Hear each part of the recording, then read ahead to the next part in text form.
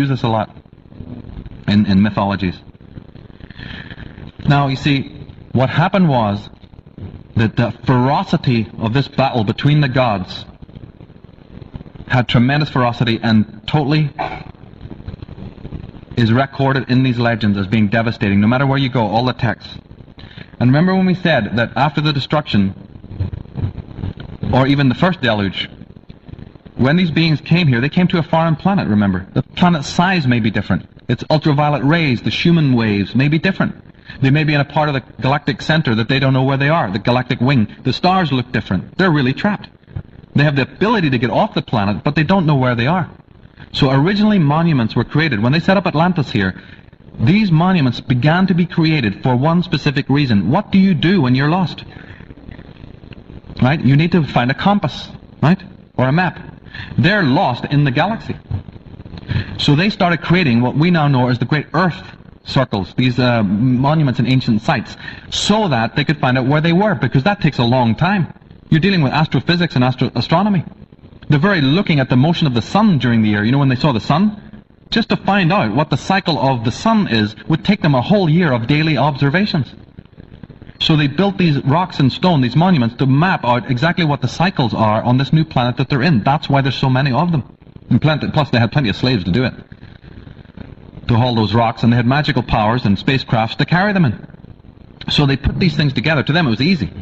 And then they would have their shamans, what we now know as the priests, their priests, sitting in and making these astronomical calculations for the navigation that was coming for that purpose, to know what area they were in. And that's why a lot of these buildings were built. Some were built before. Now, don't you understand? Somebody will go, okay, but then how come they're still standing? Because now you're saying there was a deluge, right? Well, let's take the pyramid and the Sphinx as a perfect answer to that. Obviously, the pyramid was built after the deluge, but anyone know the latest research on the Sphinx? They were talking about all the water damage that it seems to have had. Yeah, you familiar with that? That's right, because that was what? That was built before. And that's going to go for all the countries. Some are totally ruined and devastated because they were built before, others came afterwards. And that's why these were done, for markings, alignments, to find out where the stars are rising, what constellations, what's going on. It's just a simple thing that you would do. Now, it turns out that when the Adamic race was seduced away, one interesting anecdote is that they did not stop wanting servants, the original masters. They went back to the drawing boards for a fourth time. And this time they really thought about what they had done wrong. Why is this always happening to them? Why they can't just have their servants, their slaves, to do what they want on this earth. And they discovered that, look, I think the fundamental problem was we've been crossing our DNA with the humanoids on this planet, right? But there's lots of other creatures on this planet, other fauna. So they start making researches into the other fauna on this planet, screening and checking into their DNA and their blood and all of the rest of it. And to cut a long story short, and they did this without, if you read J.R.R. Tolkien's Lord of the Rings with educated eyes, you're going to read something amazing in there. They did this with a lot of different animals for different purposes. That's where we get our unicorn, our minotaur, you know, all the centaur creatures coming out of. That's what they were doing. And they were alive right down to even the Middle Ages. But they found that what we call the Earth reptile had specifically good DNA for them to cross with. And they did. And they created what we know to be the reptilians. So again, ladies and gentlemen, when you're hearing about the reptilians visited our planet, and the reptilians are coming, disinformation or just lack of research. We were not invaded by any reptilians. The reptilians are created on the planet Earth by the visitors. They are not the visitors. They are a group that was created by them later on. And you know the reptile is cold-blooded, right? Have you ever noticed that you can steal the children of a reptile mother right in front of her and she just stares right into space? You've heard the term cold-blooded, right? So when they crossed this, then they had the perfect servant. A being that was very powerful, very strong, and no conscience whatsoever. And these reptilians were their servants for a long, long time. And now some of them did look very reptilian, by the way. This does happen, that when they created this fourth race, some of them would look very, very reptilian in their eyes and their hands. But again, because they were using humanoid DNA, aliens look humanoid, a lot of them look very, very humanoid. In fact, you could be standing beside one today and not know it. The ones who look more reptilian, right, they're gone, they're underground now. Well, in fact, they were phased out. Around about the Middle Ages, they were still around. That's where you get all the stuff about the knights and the heroes going to have to fight with some demon knocking on the door and having to fight a dragon or something like that. Yeah, because these characters are still around. Mythologies are full of it. But as the industrial age came up, you can't have these characters walking the streets. So, right, so they phased them out. But the ones that look, and they're still born, some of them, but the humanoid ones, you could be standing right beside them and wouldn't know it unless your intuition tells you there's ways. As psychics and people like that will tell you. And as it says in Clement, and on earth shall be monsters, a generation of dragons of men, and likewise of serpents. From another famous writer. Now let's conclude by looking at the post-Diluvian epoch, see if we can get through a little bit of this. Obviously, we're not 11,000 years ago anymore, are we? We're talking about this in the 21st century.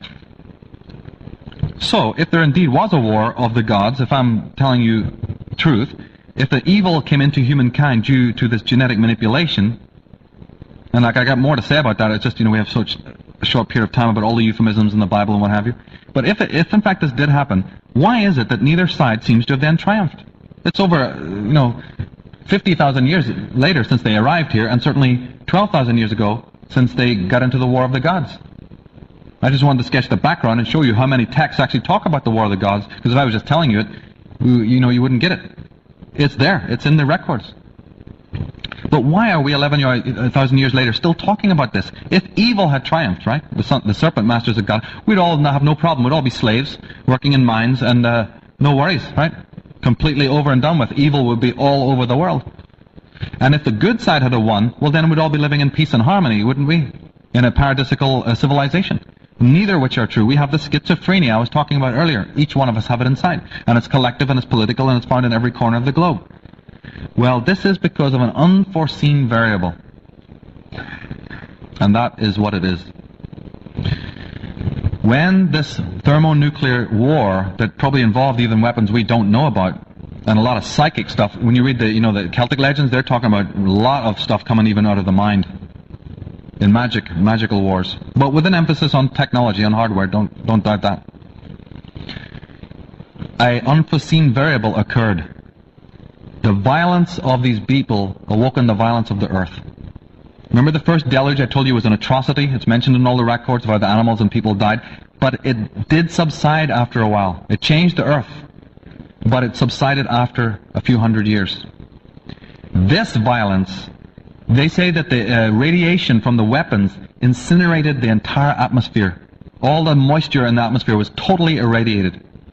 And this affected the magnetic, aura of the earth and the Roche limit. And the earth careered off of its axis and went into what we call the pole shift situation. And then when it shifted its pole, Mars was affected, and all the other planets spun out of control, which they still look like they have an influence from this. But what happened even more importantly?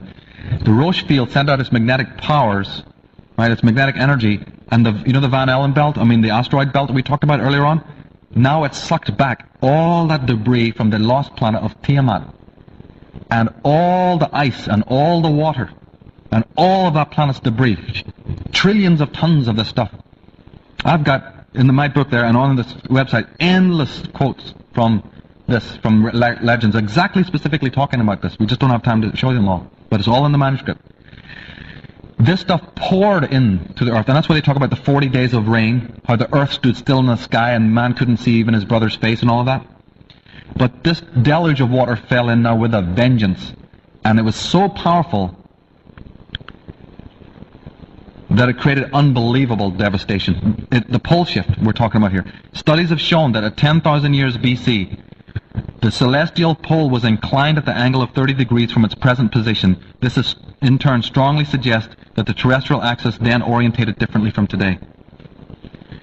The gigantic worldwide tectonic disturbances of the late Pleistocene times occurred almost simultaneously on a near unimaginable scale, I should say, precisely what could be expected from a powerful external influence, but not from the Ice Age conditions conventionally believed. This is from a book you all should get called When the Earth Nearly Died. I have it abstracted in my dossier, so don't worry about it.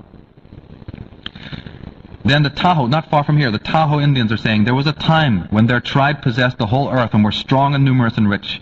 But a day came when a people rose up stronger than they and defeated and enslaved them. Afterward, the Great Spirit sent an immense wave across the continent from the sea, and this wave engulfed both the oppressors, look at that last line, both the oppressors and the oppressed, leaving only a very small remnant. Very suggestive that. Plato says, in one day and one fatal night, there came the mighty earthquakes and inundations that engulfed that warlike peoples. Look at this references. That debris that fell in from Tiamat, plus the earth change, the earth pole shift, that is what sank those 5 or 4 continents I've been telling you about. Our planet had hardly any water on it at all. It only had what was called the Miocene Ocean, which is where the Baltic is now. You know where the Dead Sea and Caspian Sea, most of Russia, was an ocean, granted. And there's probably some other water here and there. All these scholars are still wondering how the Indians got over to there and how the Egyptians got over to South America. There was no bloody water, so all you did was walk. Right? But I tell you, when those continents, Appalachia, Tyrrhenia, Oceania, Beringia, Fennoscandia, when that debris fell in, that is what put these continents thousands and thousands of fathoms under the oceans that we have today. You know the fear of water that some people have, the fear of oceans? It's for a reason. Those ain't even our waters. When you look at the ocean, you're looking at Tiamat. What was left of it? John, the Bible. I saw a new heaven and a new earth, for the first heaven and the first earth were passed away, and there was no more sea. See? The reference is to no more water, or water, and the fact that the earth was born again as the ocean subsided from the next continents, implying that the seawater covered everything at one time. And yeah, our human fears and phobias. Fear of darkness, caves and hollow places, of water, of heights, of loneliness, of insects and certain animals, enclosed spaces, foreigners. You know, the psychologist is going to say, well, you know, that's just the way the mind is. We have psychological fears. Hey, what would happen if those are physiological, racial memories? See, again, I don't believe that nature and the human mind is that, is that messed up, right? So that, slip into my Irish a bit, that does this to us. We're not plagued by just, psychological Freudian problems for no reason. There's research now that proves that this is physiological. Well, look, if it only happened 50,000 years ago, that's a dot in time. You know, in the phylological timeline, the phylogenetic timeline, that is an extremely short period of time. When you're cowering, when your forefathers are cowering in caves, watching the universe be destroyed around them, I think you're going to remember that. So when you see certain insects or see water or have dreams, right, etc., etc., etc., it's right there in the back of your consciousness. But when we've talked about it, the leaders put it down. Oh, well, let's get Freud out, or let's get somebody, wheel them out and give an explanation for this. They'll do anything. Even if it doesn't hold water, any of these philosophies or truths, they'll do it anyway because they just don't want you to look at what it really might be. Julian Jaynes, an amazing author, American, author of The Origin of Consciousness and the Breakdown of the Bicameral Mind, another book that's a must. He claimed that this period, thousands of years ago, was a time of intense psychosis for the emerging human race. Okay, so it's physiological. Remembrance in our minds. But what was the variable? The variable was the destruction of the earth. But in that destruction of the earth, think of how it would have affected those people. Right? Millions of the serpent race would have been destroyed. Not millions of them. Millions of our earth people. Say there was about 2,000 original alien visitors. Just let's take a number, right? How many do you think of those people were left? Probably 50. Of maybe several thousand sons of the serpent people, maybe only 2,000 of them were left. How many were left of the Adamic entourage that they took with them? Who knows? But what was much, much, much, much more a greater loss to these aliens was in this war and the earth changes and the deluge, they lost their technological hardware. We're still digging it up, And then they sequester it, just like they show you in Indiana Jones. They're calling them children's toys and what have you. It's all buried under there. But they lost it. And now, they were trapped.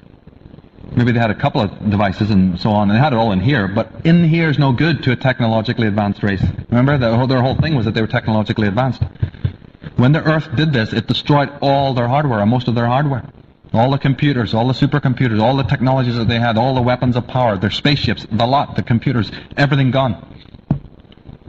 They suffered.